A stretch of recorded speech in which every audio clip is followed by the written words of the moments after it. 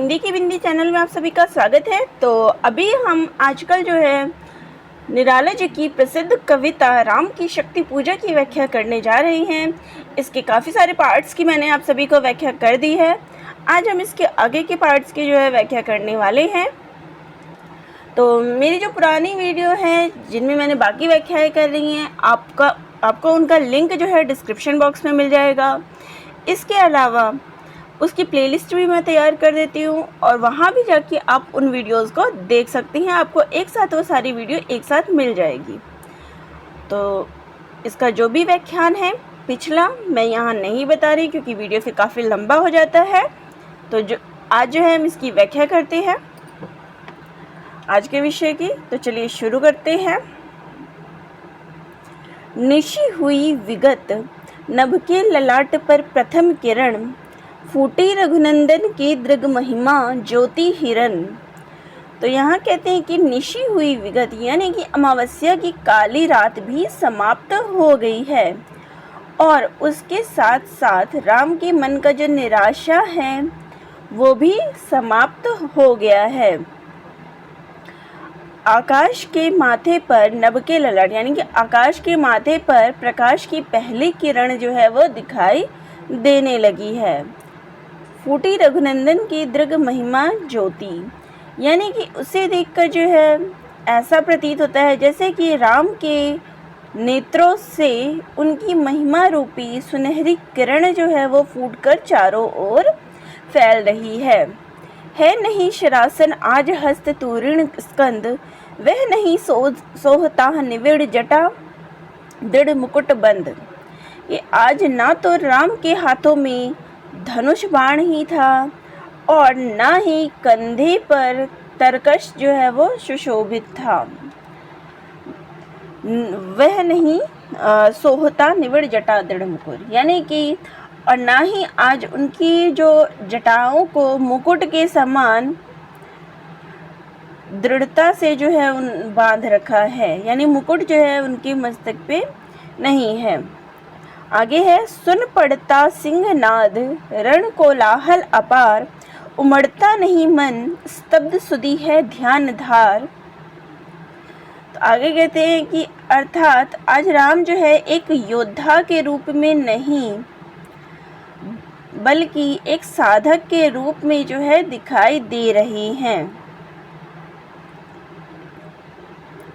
तो यहाँ आपने अभी तक जो है इतना पढ़ा था कि राम जो है माता महाशक्ति की जो है पूजा अर्चना करने जा रहे हैं, आराधना करने जा रहे हैं। तो उसी का विस्तार जो है इन पंक्तियों में दे रखा है कि वो इस प्रकार से माता की सेवा के लिए जो है माता की आराधना के लिए स्वयं को तैयार होके यहाँ आए हैं। तो वहाँ वो एक योद्धा की भांति नहीं देख रहे हैं, ना ही उनके कंधे पर धनुष बाण है, ना तरकश है, ना ही उनके सिर पे मुकुट है, बल्कि वो एक साधक की तरह जो है वो दिखाई दे रही हैं।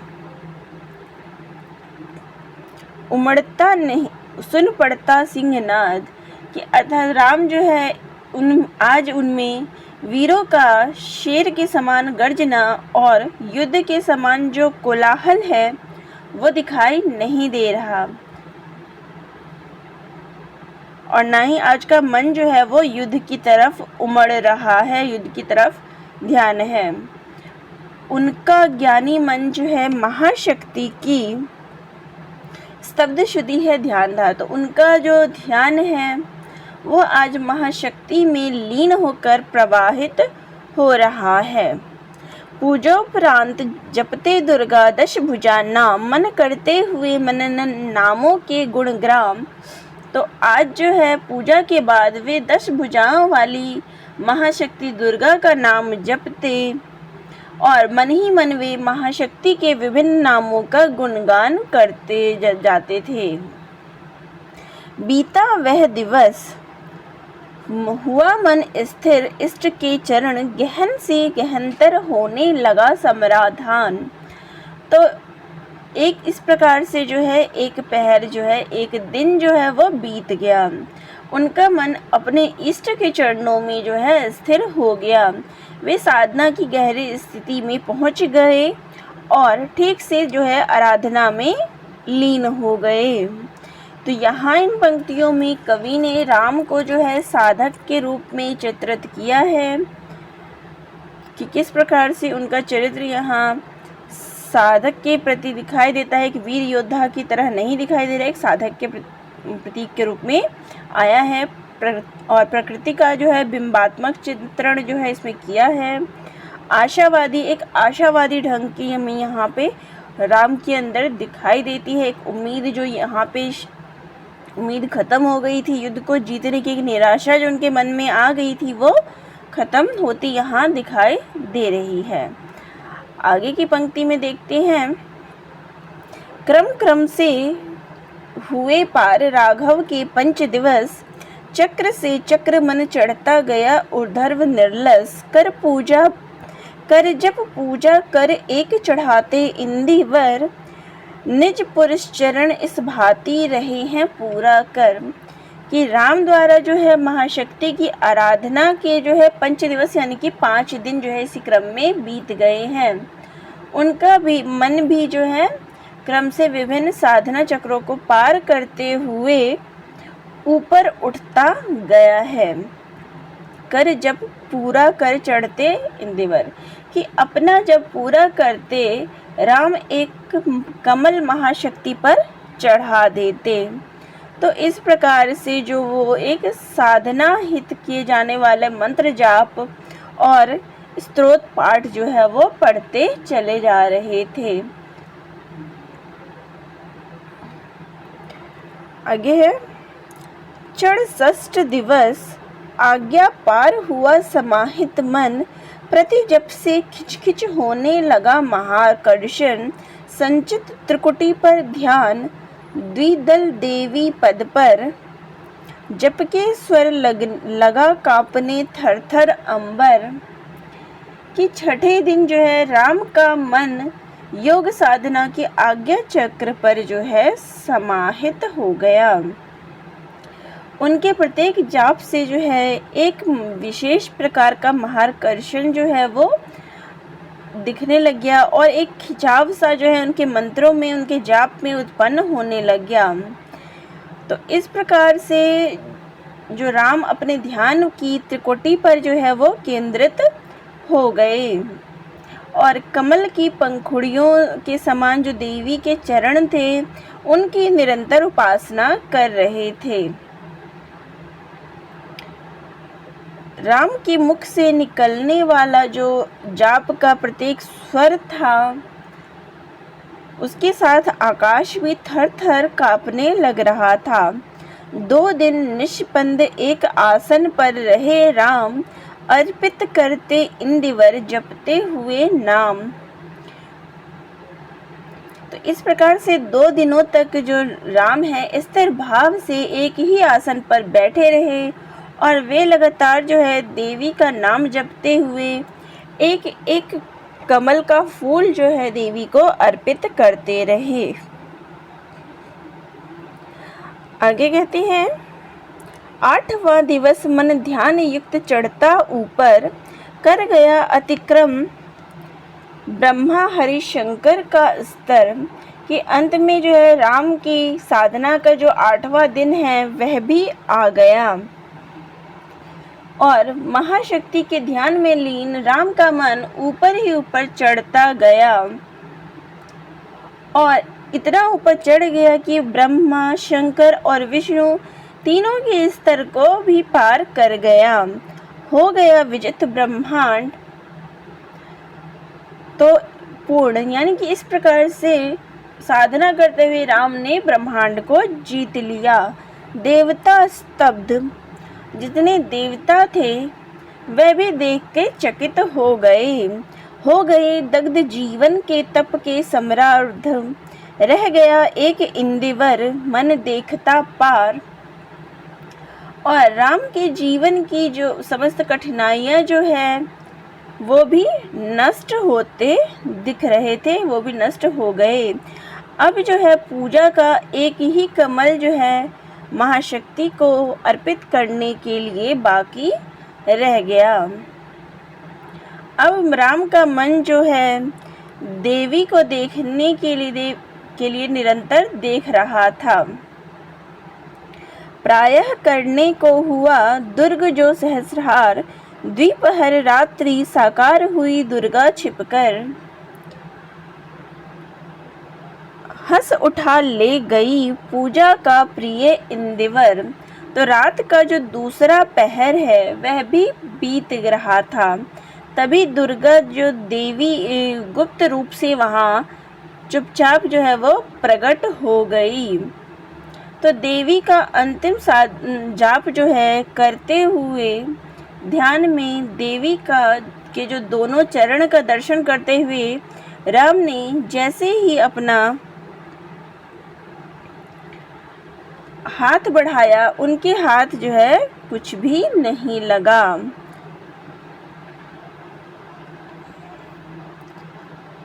हंस उठा पूजा ले गई पूजा का प्रिय इंदिवर। तो उनका जो ध्यान है वो घबरा गया, क्योंकि वो ध्यान में रहते थे। देवी जो है वहाँ चुपचाप आ गई।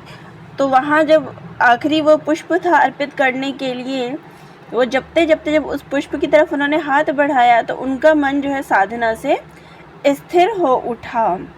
उन्होंने अपनी आंखें खोल के वहाँ देखा तो वो स्थान जो है वहाँ खाली पड़ा था। तो यह जाप की पूर्णता का समय था। तो यहाँ दोपहर जो है वो बीत गया था, साकार हुई। तो दुर्गा जो है वो साकार रूप में छिप के वहाँ आ गई और हंस के उठा ले गई पूजा का जो पुष्प था वो वहाँ से उठा के लेके गई। यह अंतिम जप ध्यान में देखते चरण उगल कि यह अंतिम जप है। इसको ध्यान में रखते हुए राम ने जैसे ही देवी के चरण को अपने ध्यान में लगाया और वो देखते देखते उन्होंने हाथ जैसे ही आगे बढ़ाया नीले कमल को लेने के लिए, उनके हाथ कुछ भी न लगा। हुआ सहसा स्थिर मन चंचल, और उनका मन जो है वो जो स्थिर है वो चंचल हो गया, यानी घबराहट से वो उठ खड़े हुए। ध्यान की भूमि से उतरे खोले पलक विमल। तो ध्यान में जो थे उनका ध्यान जो है वो खुल गया और उन्होंने अपनी आंखें खोल के देखा वह रिक्त स्थान, यह जप का पूर्ण समय, आसन छोड़ना असिद्धि, भर गए नयन द्वय। तो यहाँ जो है वो अपनी निर्मल आंखें खोलकर जब उन्होंने देखा सामने की स्थिति, तो जो पूजा का स्थान था वो खाली पड़ा था। यह जाप की पूर्णता का समय था, इसलिए आसन को छोड़ना यानी कि साधना को भंग करना था। अतः राम के जो नयन हैं वो आंसुओं से फिर एक बार भर आए।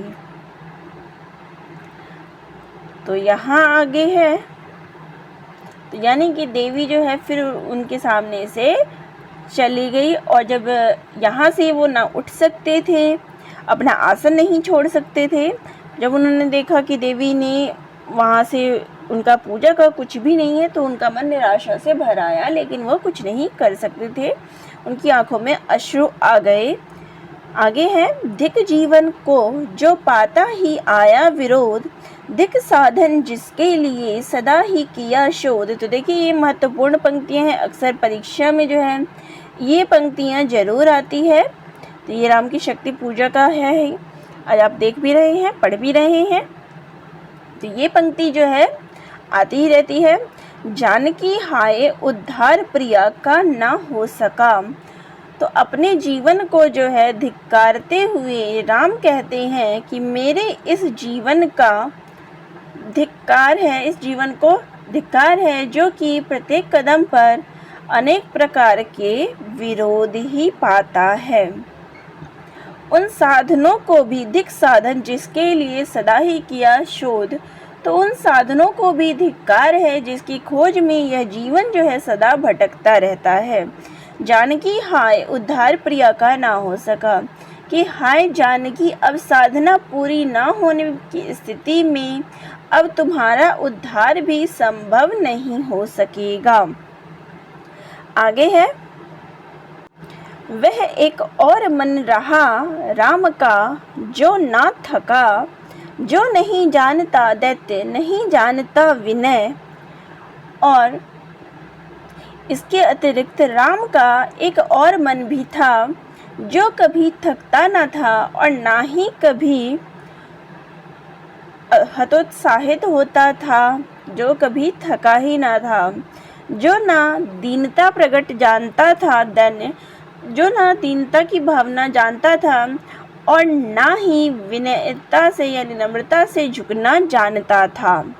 कर गया भेद वह मायावरण, प्राप्त कर जय बुद्धि के दुर्ग पहुँचा, विद्युत गति हत चेतन। तो राम का वह स्थिर मन जो है माया के समस्त आवरणों को, जितनी माया से ढकी हुई जो आवरण थी, उनको पार करके बड़ी तेजी से दुर्ग पर, बुद्धि के दुर्ग तक जो है वो जा पहुंचा। अर्थात इस निराशाजनक स्थिति में भी राम ने जो है बुद्धि का आश्रय नहीं छोड़ा और वो विद्युत गति हत चेतन, विद्युत के समान गति बना के वो चल गए, वहाँ पहुँच गए दुर्ग पे। राम में जगी स्मृति, हुए सजग पा भाव प्रमन। ये राम ने जो अतीत की स्मृतियाँ थी वो जाग उठी, उसमें विशेष प्रकार का भाव जो है वो जाग गया और उनका मन जो है वो प्रसन्न हो गया। आगे है, यह है उपाय कह उठे राम, ज्यों मंद्रित घन। कहती थी माता मुझे सदा राजीव नयन, दो नील कमल है शीश अभी, यह पुरुष चरण, पूरा करता हूँ देकर मात एक नयन। तो आगे कहते हैं कि बस अब यही एक उपाय जो है वो शेष रह गया है। राम ने जो है बादलों की मंद्रित घन यानी बादलों की जो गंभीर गर्जना के स्वर में कहा कि मेरी माता मुझसे हमेशा कहती थी, मुझे जो हमेशा राजीव नयन यानी कमल के नयन समान कहकर पुकारती थी। तो इस हिसाब से जो ये मेरे दोनों नयन हैं, दोनों आँखें हैं, अभी भी बाकी है मेरे पास। अतः हे महाशक्ति, अभी अपनी आँख रूपी एक कमल मैं तुम्हें देकर अपनी ये जो मंत्र साधना है, ये पाठ है, वो मैं पूरा करता हूँ। आगे है, कहकर देखा तुरीण ब्रह्मशर, रहा झलक, ले लिया हस्त लकलक करता हुआ वह महाफलक। ले अस्त्र वाम कर दक्षिण लोचन, ले अर्पित करने को उद्यत हो गए सुमन। तो ऐसा कहकर राम ने जो है अपने तरकश की ओर देखा, जिसमें एक ब्रह्म बाण जो है वो झलक रहा था। राम ने लकलक करते हुए उस लंबे फल वाले बाण को, महाफलक यानी लंबे फल वाले बाण को जो है अपने हाथ में ले लिया। ले अस्त्र वाम कर्ण, और अस्त्र जो है वो बाण को बाएं हाथ में लेकर राम ने दाएं हाथ से अपने दाएं नेत्र को जो है वो पकड़ा। वे उस नयन को ले अर्पित करने को उद्यत हो गए सुमन, और वो अपनी आंखें जो है कमल के स्थान पर अर्पित करने के लिए जो है तैयार हो गए। आगे है, जिस क्षण बंध गया भेदने को दृढ़ निश्चय, कापा ब्रह्मांड हुआ देवी का त्वरित उदय। साधु साधक धीर धर्म धन धन्य राम, कह लिया भगवती ने राघव का हस्त थाम। तो कहते हैं कि जिस समय राम जो है अपना नेत्र भेदने का पक्का उन्होंने निश्चय कर लिया, तो सारा संसार जो है, ब्रह्मांड जो है वो भय से काँप गया। उसी क्षण जो है देवी जो है शीघ्रता से वहाँ प्रकट हो गई और प्रकट होकर यह कहते हुए उन्होंने राम का हाथ जो है वो थाम लिया।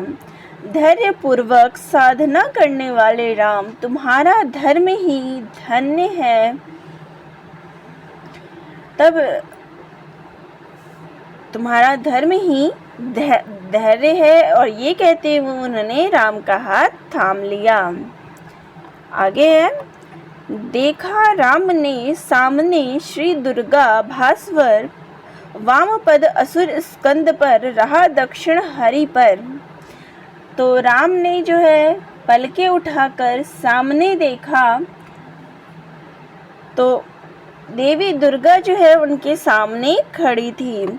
उनके बाएं हाथ में महिषासुर नामक राक्षस था, जबकि उनके दाएं हाथ पर अपने वाहन, दायां हाथ जो उनका था वो उनके वाहन शेर पर था। ज्योतिर्मय रूप, हस्त 10 विविध अस्त्र सज्जित, मंद स्मित मुख, लख हुए विश्व की श्री लज्जित। तो उनका जो ये साकार स्वरूप था वह ज्योति के समान था। 10 हाथों में अनेक प्रकार के जो शस्त्र थे वो सजे हुए थे। मंद स्मित मुख, और उनके मुख पर जो है मुस्कान झलक रही थी। लख हुए विश्व की श्री लज्जित, और उस मुस्कान को देख के सारे संसार की शोभा जो है उनके सामने लज्जित हो रही थी। है दक्षिण में लक्ष्मी सरस्वती वाम भाग, दक्षिण गणेश कार्तिक बाएं रण रंग राग। तो दक्षिण में जो है उनके दाईं ओर लक्ष्मी और बाईं ओर युद्ध की वेशभूषा में सजे हुए सेनापति। उनके दाईं ओर लक्ष्मी और बाईं ओर सरस्वती है, और युद्ध की दक्षिण गणेश, और युद्ध की वेशभूषा में सजे हुए देव सेनापति कार्तिकेय जी उनके साथ खड़े हैं। रंग भंग राग, और रंग राग में युद्ध की सेनापति में सजे हुए कार्तिकेय हैं। मस्तक पर शंकर और उनके माथे पर स्वयं भगवान शिव विराजमान थे। पद पद्मों पर श्रद्धा भर, और देवी के इस अद्भुत स्वरूप को निहार कर मंद स्वरों में श्री राघव हुए प्रणत मंद स्वर वंदन। और इस स्वरूप को देखते हुए राम जो है वो वंदना करते हुए उनको प्रणाम करने के लिए उनके चरणों में झुक गए। होगी जय हे पुरुषोत्तम नवीन, कह महाशक्ति राम के वदन में हुई लीन। तो इसके बाद जो है अपने सामने जब उन्होंने नतमस्तक राम को देखकर देवी ने जो है उन्हें आशीर्वाद और वरदान देते हुए कहा कि हे नवीन पुरुषोत्तम राम, निश्चय ही तुम्हारी जय होगी। इतना कहते हुए देवी जो है वो राम के मुख में विलीन हो गई और उन्हीं में अंतर्निहित हो गई, उन्हीं में समा गई। तो यहाँ इन पंक्तियों में हमें राम महाशक्ति का जो विशाल स्वरूप है उसका वर्णन देखने को मिलता है कि देवी का किस प्रकार से सजीव और व्यापक चित्रण जो है इन पंक्तियों में किया है। उनके विशाल स्वरूप का अनुप्रास अलंकार का प्रयोग भी इनमें हुआ है, जैसे यहाँ देख सकती हैं पद्म पदम। तो इस प्रकार से कई और में भी अनुप्रास अलंकारों का प्रयोग हुआ है। तो ये थी हमारी कविता राम की शक्ति पूजा, जिसका आज जो है मैंने ख़त्म कर दिया है। आज जितने भी इसके पार्ट्स थे, जितने इनके भाग थे, सभी का हो गया। आज इसका अंतिम पद जो है वो भी समाप्त हो गया है। तो आप सभी को ये सारी वीडियोस कैसी लगी है कमेंट करके ज़रूर बताइएगा। आपकी कमेंट से हमें भी उत्साह मिलता है कि आपको हमारी वीडियो अच्छी लगती है। तो अगर आप सभी किसी और टॉपिक पे भी चाहते हैं कि वीडियो बनाया जाए तो वह भी कमेंट कर दीजिएगा, ताकि उस टॉपिक को ही तैयार करा दिया जाए। तो इसी प्रकार से जो भी सिलेबस में है सारी चीज़ें जो है हम समय से पहले करेंगे, और पिछले साल से अच्छी तैयारी इस बार की परीक्षा में हमें करनी है। तो जो भी आपका टॉपिक है, समस्या है, कमेंट ज़रूर करिएगा। और ये वीडियो कैसी लगती है वह भी ज़रूर बताइएगा, अपनी राय ज़रूर दे दीजिए, ताकि अगर कुछ गलतियां भी रहे तो उसको सुधार सके, उसको नए तरीके से जो है आपके सामने लाया जा सके। तो मिलते हैं अगली वीडियो में। धन्यवाद।